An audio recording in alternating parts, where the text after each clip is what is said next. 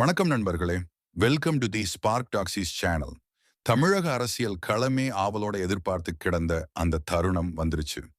நான் king maker இல்ல, நான் தான் கிங் அப்படின்னு தேசிய ஊடகத்துல கர்ஜித்திருக்கிறார் நம்ம தளபதி விஜய்.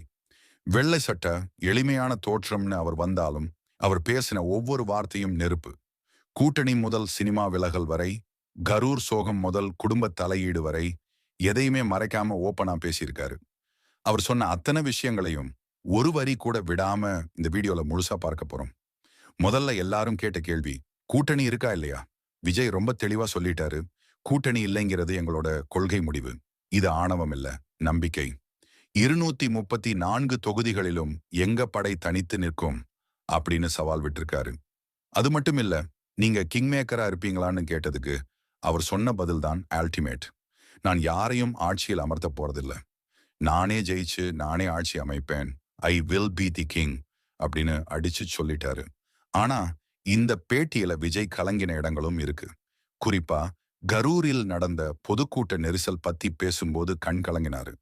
அது எனக்கு மிகப்பெரிய ஷாக்கர். என் மக்கள் பட்ட வழியிலிருந்து மீண்டு வர எனக்கு கொஞ்ச காலம் தேவைப்பட்டதுன்னு உருக்கமா பதிவு பண்ணாரு. அடுத்ததா அவரோட கடைசி படமான ஜனநாயகன் ரிலீஸ் சிக்கல் பத்தி பேசினாரு. நான் அரசியலுக்கு வந்ததால இந்த பிரச்சனை வரும்னு தெரியும். ஆனா என்னை நம்பி பணம் போட்ட தயாரிப்பாளர் இதனால கஷ்டப்படுறது தான் எனக்கு உண்மையான வழியை தருதுன்னு ஃபீல் பண்ணாரு. இனிமே நடிப்பீங்களான்னு கேட்டதுக்கு நோ சான்ஸ். சினிமா இனி என் கடந்த காலம், மக்கள் பணியே என் எதிர்காலம்னு திட்டவட்டமா சொல்லிட்டாரு. அடுத்ததா மத்திய அரசு சிபிஐ விசாரணை பத்தி கேட்டப்போ பழைய ஃபார்முக்கு வந்துட்டாரு.